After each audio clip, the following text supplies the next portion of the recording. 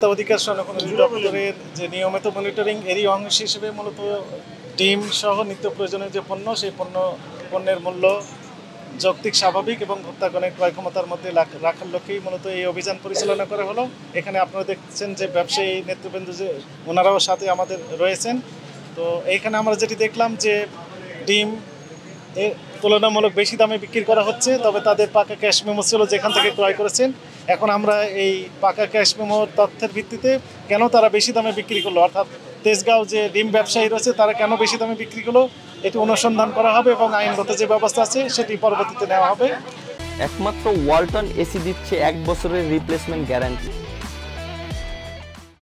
Gas সরকার কর্তৃক নির্ধারিত যে মূল্য ছিল তার চেয়ে অনেক বেশি দামে বিক্রি করা হচ্ছে।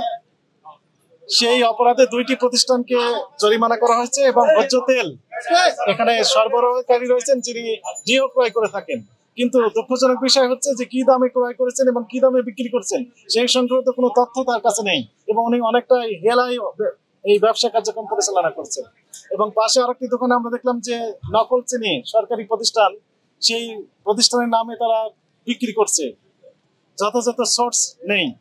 সোর্সকে আমরা ফোন দিলে তার ঠিকানাও যথাযথ নয়, এটি স্পষ্ট বোঝা যাচ্ছে যে নকল। এবং সরকারি যে রেট ছিল তার চেয়ে অনেক বেশি রেটে বিক্রি করার যে প্রবণতা সেটি দেখলাম। একই সাথে আরেকটি প্রতিষ্ঠানে আমরা দেখলাম যে নিত্য প্রয়োজনীয় পণ্য বিক্রি করছে তার মূল্য তালিকা নেই এবং ভোজ্য তেল বিক্রি করছে সয়াবিন না পাম অয়েল সেটা স্পষ্ট বোঝা যায় না এবং লেবেল উঠিয়ে দেওয়া হয়েছে। সেখানে মেয়াদোত্তীর্ণ যে প্রোডাক্ট সেটি বিক্রি করার যে অসৎ প্রবণতা সেটিও আমরা খেয়াল করেছি।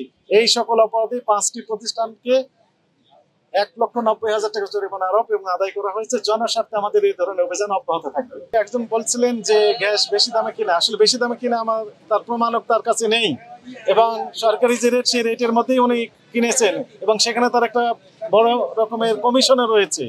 যদি কেউ মনে করেন যে বেশি দামে বিক্রি করা হচ্ছে তাহলে অবশ্যই এনার্জি রেগুলেটরি কমিশন যথাযথ কর্তৃপক্ষ তাদের কাছে অভিযোগ দিতে পারেন। এছাড়া জাতীয় ভোক্তা অধিকার সংরক্ষণ অধিদপ্তরে অভিযোগ দেওয়া যেতে পারে। বিষয়টা আমরা খতিয়ে দেখব। লেবেল ছিল না এবং আরেকটিতে চিনি বিক্রি করা হচ্ছিল, চিনি তো নকল চিনি বিক্রি করা হচ্ছিল, উনি স্বীকারোক্তি দিয়েছেন এবং সেটা আমরা প্রমাণও পেয়েছি। আর আরেকটিতে যেটি বলছেন যে তেলের লেবেল উঠানো হয়েছে, তাহলে লেবেল কেন উঠানো হলো? বর্তমানে তেলের দাম বাড়িয়ে দেওয়া হয়েছে, এই বর্ধিত দামে বিক্রি করার উদ্দেশ্যে লেবেলের উপর যে উৎপাদনের তারিখ, মেয়াদোত্তীর্ণ তারিখ এবং এমআরপি ছিল, এমআরপিটা উঠানো হয়েছে হয়ে উনি এখন বিক্রি করছেন বর্ধিত দামে। এই অপরাধে মূলত তাকে জরিমানা আরোপ করা হয়েছে। তার প্রমাণও আসলে দেখাতে পারছেন না, মূল্য তালিকাও ছিল না, আসলে বুঝবো কিভাবে? উনি পাকা ক্যাশ মেমো দিচ্ছেন না।